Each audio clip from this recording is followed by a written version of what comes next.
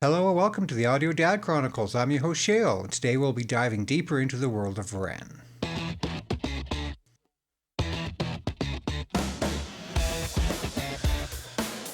So Ren, for those that don't know, has been delving deeper and deeper into Vincent's tale. Now last week we had the prologue, the introduction that got us all started into it. And in the meantime, before the next chapter comes out, which is today by the way, he started dropping some shorts, some Instagram, YouTube type videos put together to kind of lead us into what's coming next, setting up the backstory and so forth.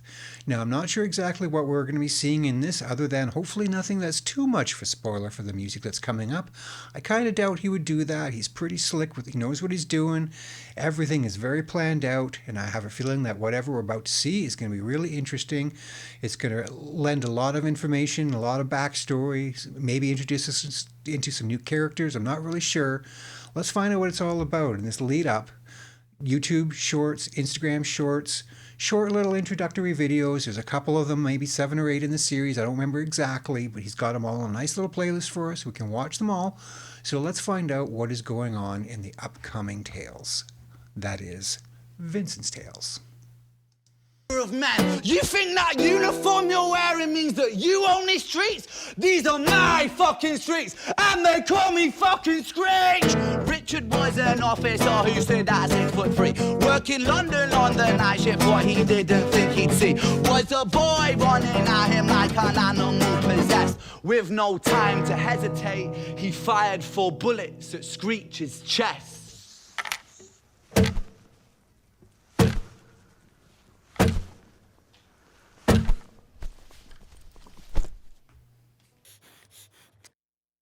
Now, for those that don't know, we are seeing an outro or ending on part of Screech's tale. I do believe this is from. This is part of the Tales of Jenny and Screech. It is a 3-part series that has been out for a little while, and I do believe that the Vincent's tale is a continuation of the story in the Reniverse as it's starting to become known. There are hints and indications throughout that last song that we may be getting some callbacks to other things that he's done in the past, i.e. Jenny and Screech's tales. They made reference to it in the prologue, at the intro and the news clippings, to the scene that we are now getting reminded of again here, where the character Screech gets gunned down by the cop, Richard.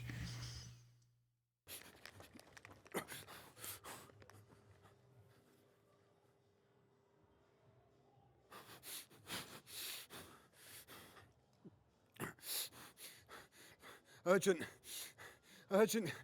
Suspect down. 4 shots fired. Need ambulance and backup. Uckbrook Mews, Paddington. Urgent, over. Goosebumps. Outright gave me goosebumps. So what we're seeing here is the perspective of the police officer, the guy that did the shooting in this particular case and gunned down Screech. It looks like we just saw him radioing in the incident.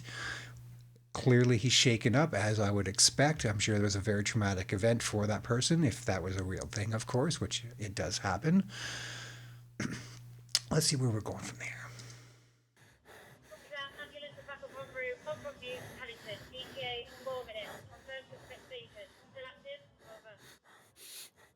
Negative.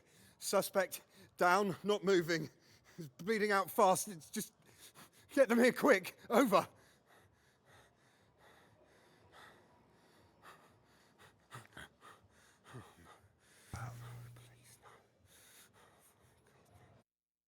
There it is, July 31st, 2025. Pretty intense. Quite the startup. We see Screech's body down on the ground, blood everywhere. We hear the panicked call in from the police officer who had to do the deed, who had this crazed young boy come at him. I can't imagine how that would have affected him moving forward the rest of his life.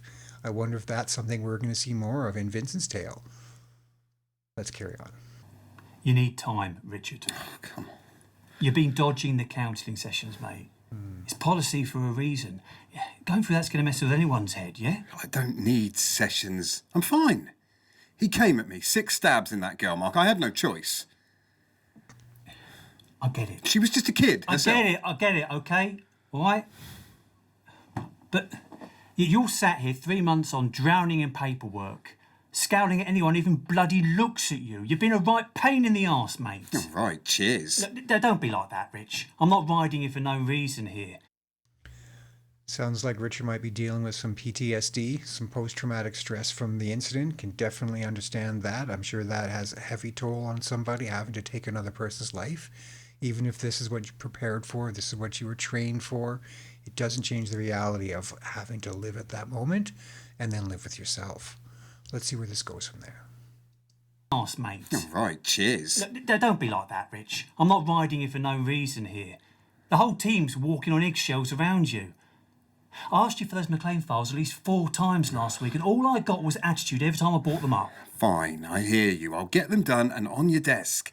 It is just a sodding report, though. Do we have to make it such a big deal? It's not even a sodding report. It's a witness statement summary, and I had to get Freddie on them on Friday because they're just about to go in front of the judge. See, this is what I'm talking about, Rich. You're not here. You're not even close, mate. This isn't me, Mark. You know I've always been solid. 10 years, not a foot wrong. I just need to get And back I've out known there. you all that time. Spotless. Like clockwork. But this, you're not the same bloke. Now, I've let it slide. I've kept you on the desk through the investigation, but I am out of moves here. You can give me a chance. You know I'll sort it. I'll work better again. You know I need this. I can make it work. Just get yourself back up and running. The job's always here for you. It's not that bad. I spoke to Kate earlier. She said you're going through the same thing. Sounds like he's got a supportive boss, a system behind him that is looking out for him, people that care about him.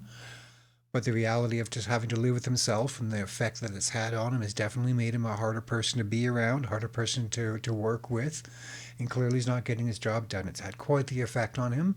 So let's see where this continues from there. It's not that bad. I spoke to Kate earlier. She said you're going through the same thing at home. Look, they need you more than we do. Fuck off, Mark. Don't you dare talk about my family. This is exactly what I'm talking about. It's over, Rich. I'm just trying to help you here, and you're straight for the jugular again and again. You're on leave. What? Now. Go home, get yourself straight. I need the old you, not this. Are you serious? Badge. Well then, you push your luck, sooner or later, it's going to come back on you. I can definitely sympathize with the situation, empathize with Richard, but the job's got to go on.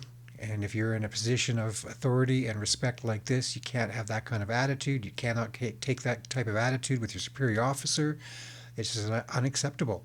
Sooner or later, this was going to happen. Feel bad for the guy. Let's see what happens next. Old you, not this. Are you serious? Badge.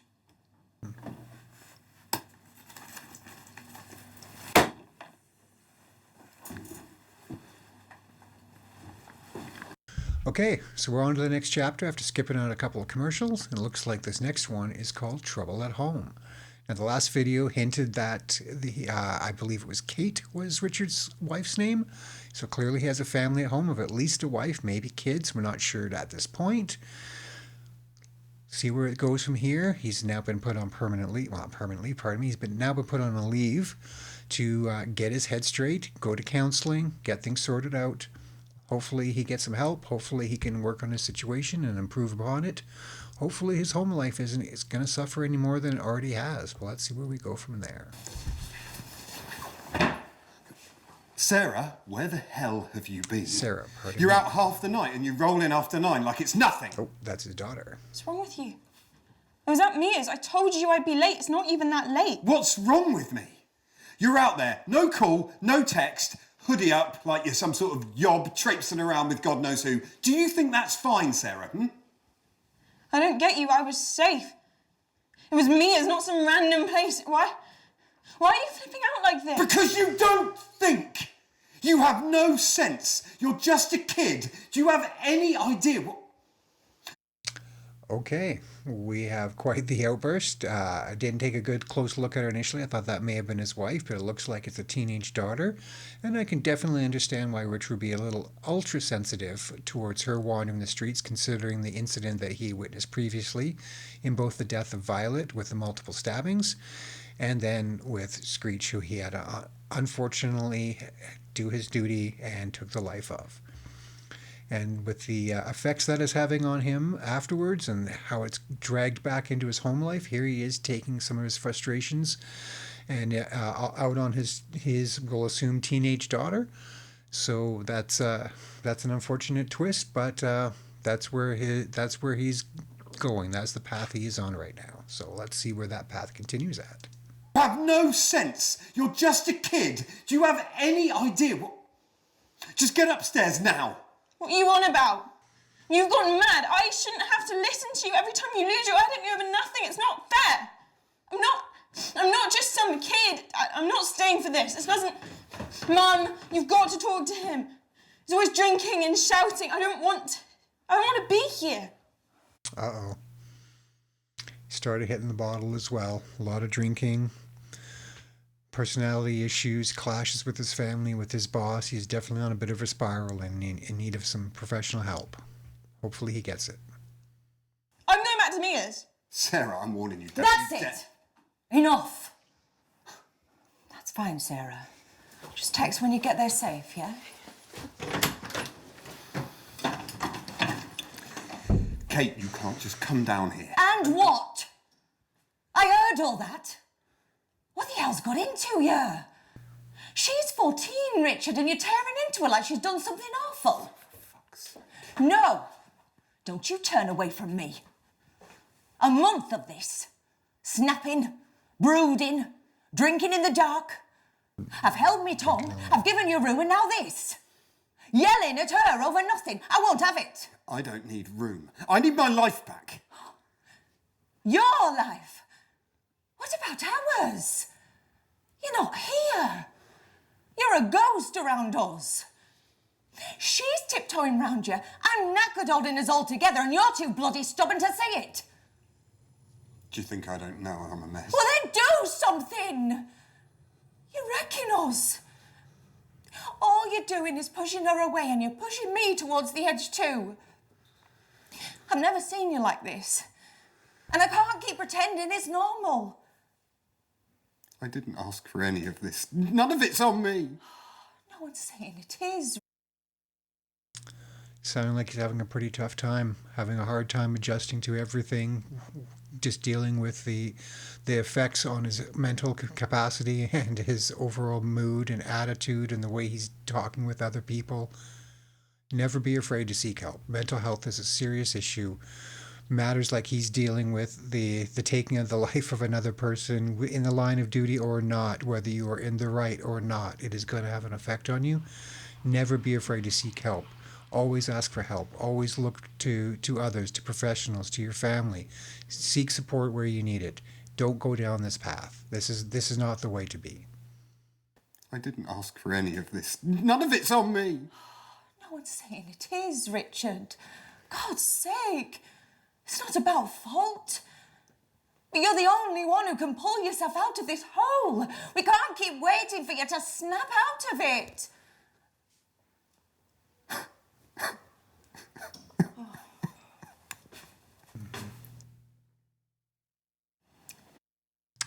It's getting heavy.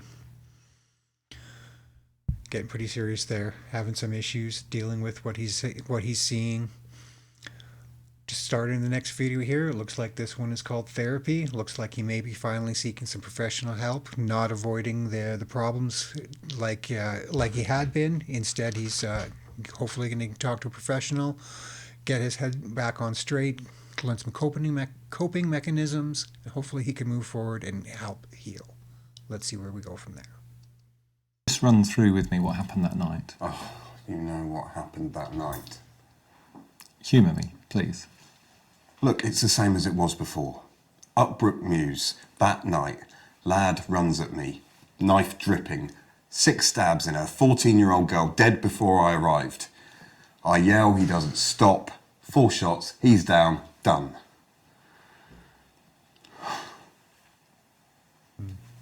And it's still the same afterwards too. Mark has me on the desk for months, even though the investigation's long over now. Team are fed up with me, say I'm a liability and that I snarl at them. Wife's no better, she went off at me recently because I lost it with our girl. Everyone's waiting for me to pull it together, but There's nothing left for me to pull together. Coming here isn't helping. You're not helping. Richard, you've spoken a lot about other people. What about you? Look in the mirror, sir. Indeed. We're seeing a lot of outward projection, a lot of blame, a lot of finger pointing. This person needs to start looking in a mirror. Let's hope he gets that help. Let's hope he makes that change. Let's hope he opens his eyes, looks ahead, and starts tackling the problems head on. How do you feel right now? I don't know. I'm pissed off all the time. I just want things to go back to the way they were before, but I'm getting further away every day, and telling the story over and over again isn't changing that. I hear what you're saying. Right now it doesn't feel like anything's improving, but try not to force it. Well, it looks like we get to see what Richard himself actually looks like, and that does answer a question I was starting to wonder in the back of my head. Is the, quote, Vincent character that we saw in the prologue actually Richard? No. Or is it? I don't think so. Let's see where it goes. It's improving, but try not to force it. Thinking back to before, what was the hardest part for you to let go of?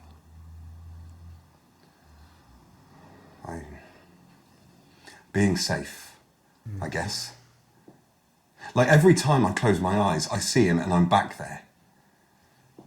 I never used to be afraid of my own head. Now I'm angry all the time. At him, at myself.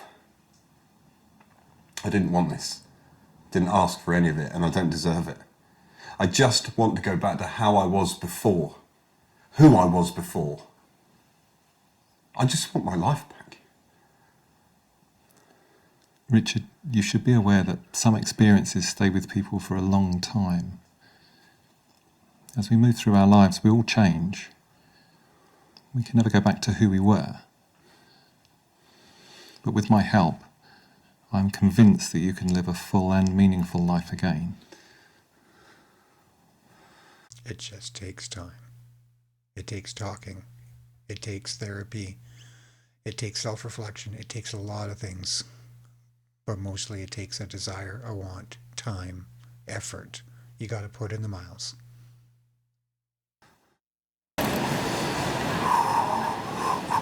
Setting up the next video here. Looks like this one is going to be called Clean Slate. I wonder where that's going to be leading.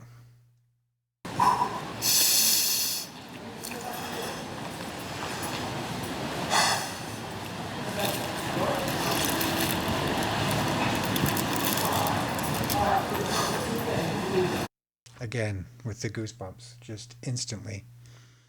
You feel it. You hear it in his voice. You feel that pain. I sense that this is the location. This is where it all happened, and this is how he's just dealing with it. He has to just put himself there, walk through the motions, see what he did was right. He did no wrong. It's okay to be hurt. It's okay to be hurting.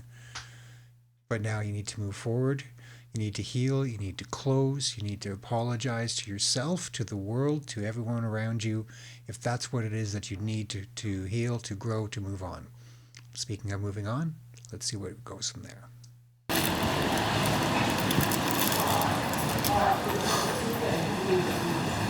Figured you'd be here, poking at ghosts. Mark, you actually came. Well, I had reports of a local flower thief. Cheers for coming, mate. It means a lot you showing up.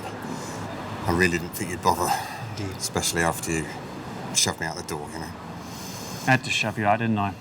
You were a bloody liability. Yeah. I couldn't see straight, let alone pass your own nose. Didn't mean I stopped giving a damn, though. Sounds like somebody who cares.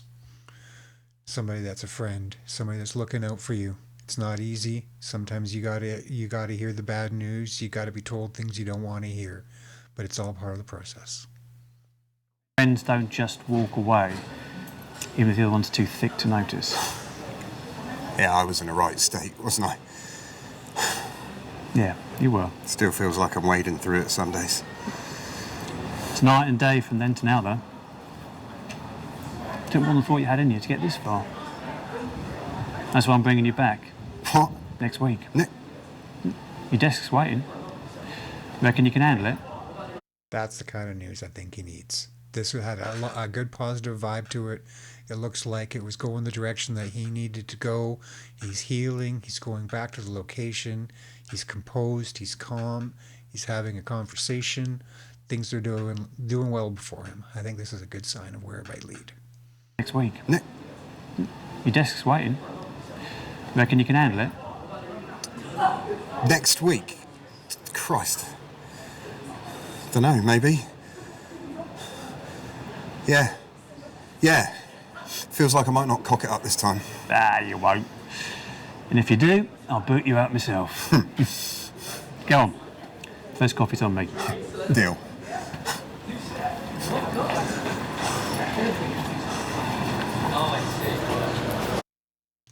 Sounds like things are picking up. Building some bridges, healing some wounds, getting back on track the way things were. The story's starting to turn around, having a nice twist. Let's see where we're going from here.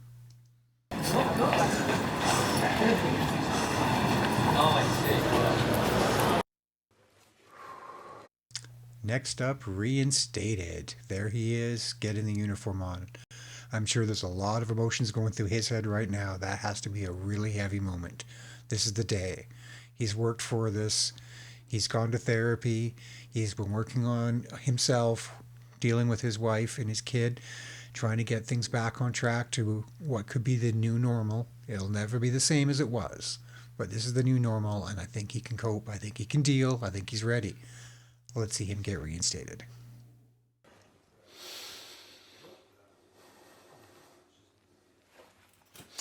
Okay, I'm ready to go. Don't want to make it things it isn't, but I couldn't help but notice the character's full name is Richard Johnson, Dick Johnson. Ren and his cheeky little ways, I'm wondering if that's just one of his own little inside jokes. Has anybody heard that? Put a comment, would you? Let me know. Just a second, I'm coming down.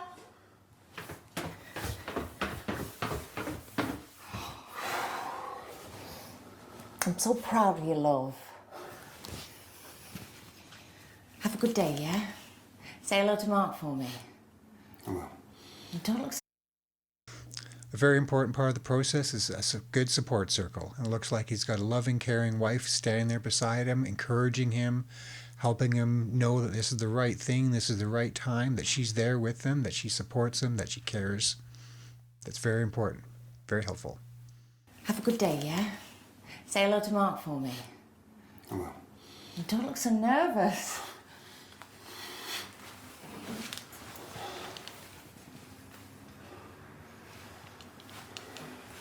Thank you.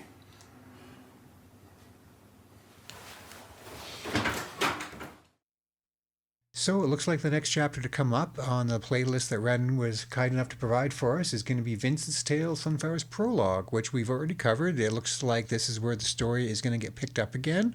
We've got some context, some backstory, and now we're going to be moving forward in it. So we're going to stop it there while we wait for the next chapter to officially start in Vince's Tale.